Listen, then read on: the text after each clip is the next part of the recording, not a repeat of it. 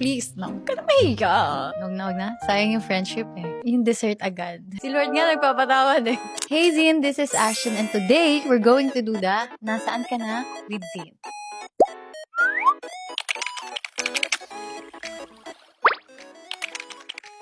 Kung mag-repent naman, nag-explain, nag-sorry, why not? Diba? Si Lord nga nagpapatawad eh.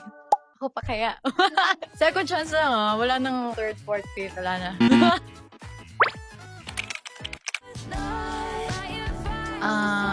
Wag na. Wag na. Sayang yung friendship eh. Tsaka, wag na mag-boyfriend. Ay, on the way na talaga ako.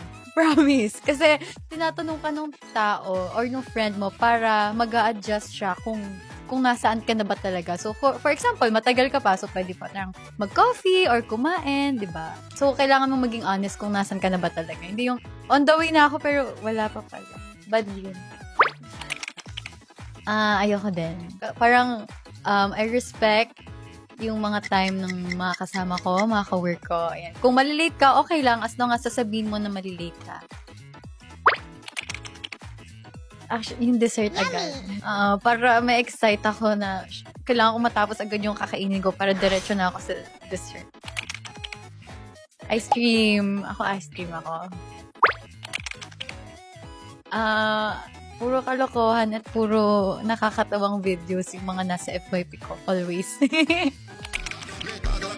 Hindi ko siya magawa. Hirap. Hindi ko magawa.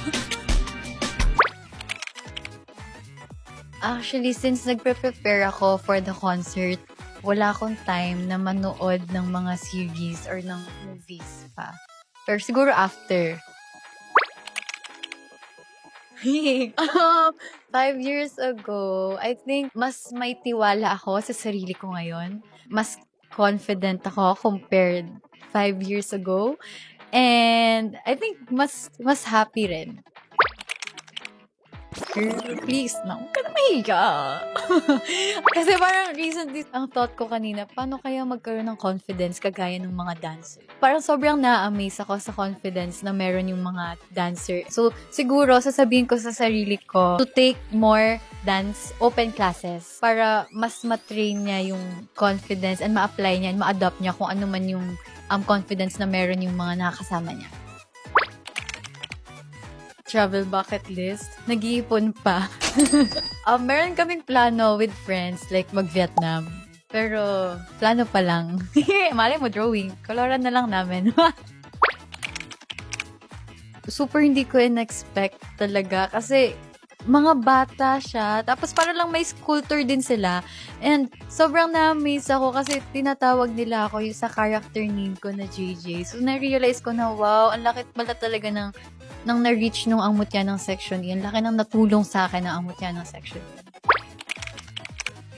Thank you so much for your support. And I really do hope that you enjoyed watching Section E and it helped you with anything that you've been going through. Thank you, Zin! Be heard and be Zin.